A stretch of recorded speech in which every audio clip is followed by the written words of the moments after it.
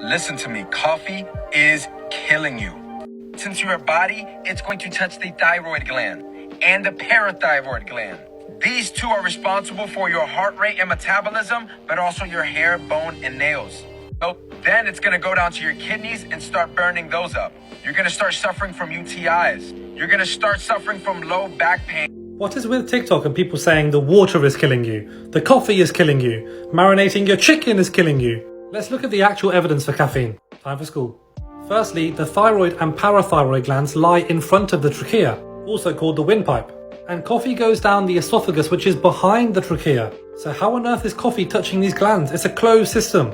And I'm not even going to entertain his claims about it being acidic. I've just debunked the alkaline diet in my previous video, so check it out. Now, his claim about coffee causing UTIs is just wrong. Yes, coffee falls under the bracket of potentially irritating beverages, and is common medical advice for people with lower urinary tract symptoms, like peeing a lot or having an overactive bladder, to reduce the frequency of irritating beverages. But coffee doesn't cause UTIs or mess up your kidneys. Long-term kidney damage comes from high blood pressure and diabetes.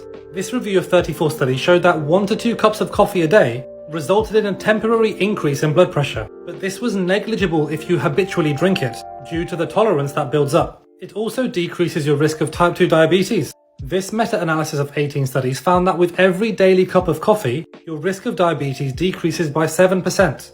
Now, is coffee safe?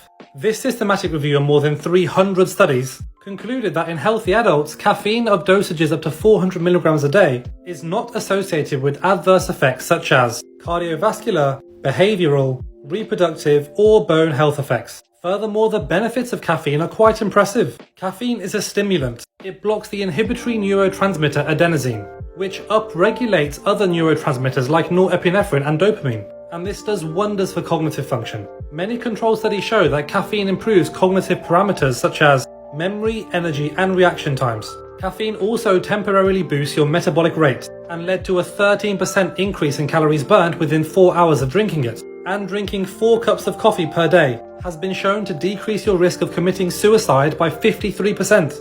I don't drink caffeine myself, but you can't ignore the abundance of evidence telling you that it has some pretty impressive health benefits. That video was horrendous and not at all substantiated.